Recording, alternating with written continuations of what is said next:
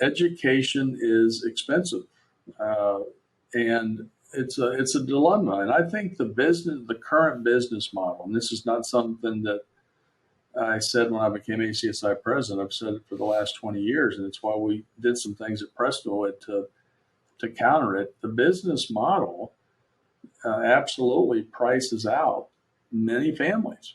And so what do? Well, I said earlier that mediocrity wasn't a choice. That means, 70% of a school budget goes to personnel. Well, if you want to have an excellent school, you got to hire excellent teachers, right?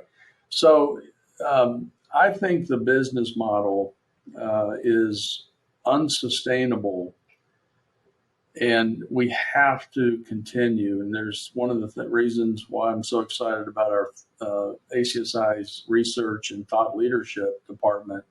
We just published a book called Forward Thinking, and we studied 9 different ways to deliver. We looked at 9 different ways and actually went and visited the schools that are doing this, or churches. And so we're really challenging our pastors and our school leaders and our trustees to, if we're going to increase access, then affordability is a major factor. And so I personally, I think I've been praying and working on the side for many years on where does the revenue come from? And I think, right now, predominantly in Protestant schools, the revenue comes from parents.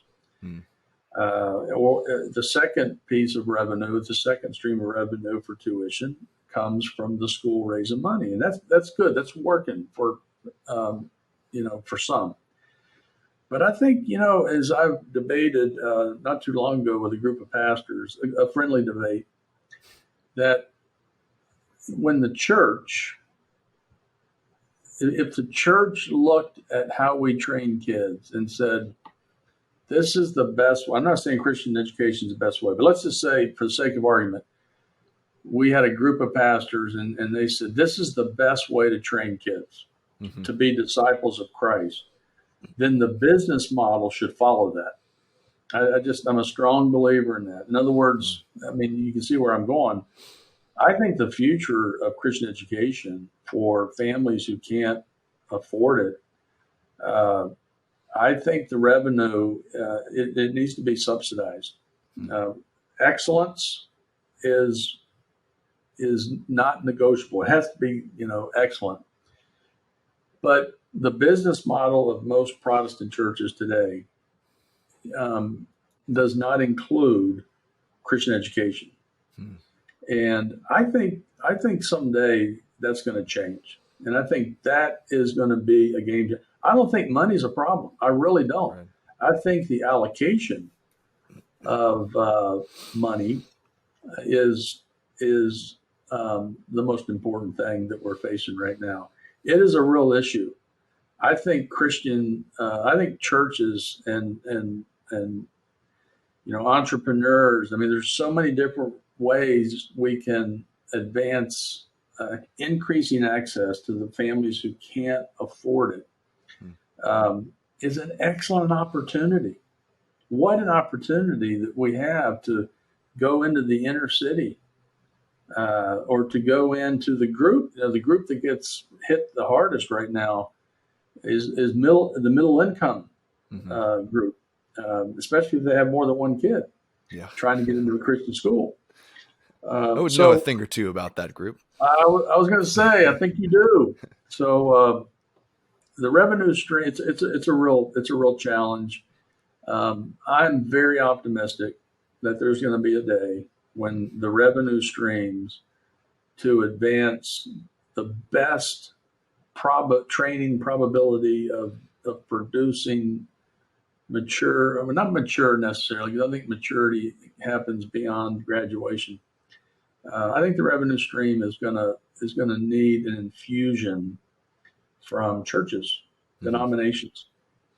I'm predisposed to just, give 3 cheers to that, because my own education in middle school and high school was just like it was carried by this university model, like 3 day a week co-op thing.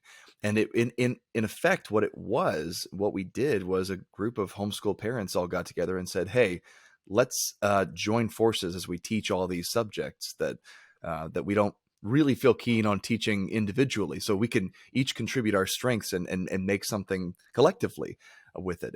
And churches will host us. And that's exactly what happened. And that was just immensely beneficial for me and so many others. And it allowed us to, participate in a lot of cool extracurriculars and debate leagues and things like that.